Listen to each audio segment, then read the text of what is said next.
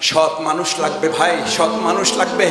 আছে বাংলাদেশ জামাত ইসলামী, ইসলামী ছাত্র শিবিরের কাছে আছে। আজকে যে দায়িত্বে যারা আছেন অন্তর্বর্তীকালীন সরকার, তাদের সবচেয়ে বড় সংকট, তারা বলছেন ভাই কি করব, ডানে তাকালে দুর্নীতি, বামে তাকালে দুর্নীতি, সামনে তাকালে দুর্নীতি, পিছনে তাকালে দুর্নীতি, একটা ভালো জায়গা পাওয়া যাচ্ছে না। সুতরাং আপনারা আমাদেরকে সহযোগিতা করেন। এই সহযোগিতার সবচেয়ে বড় দেয়াল হিসাবে বাংলাদেশ ইসলামী ছাত্র শিবির এখন থেকে মীর মুগ্ধর সেই পানি লাগবে ভাই, পানি লাগবে অন্তর প্রশান্তি করেছিল। আর তোমরা আজকে ওয়াদাবদ্ধ হও, এখান থেকে অঙ্গীকার করো।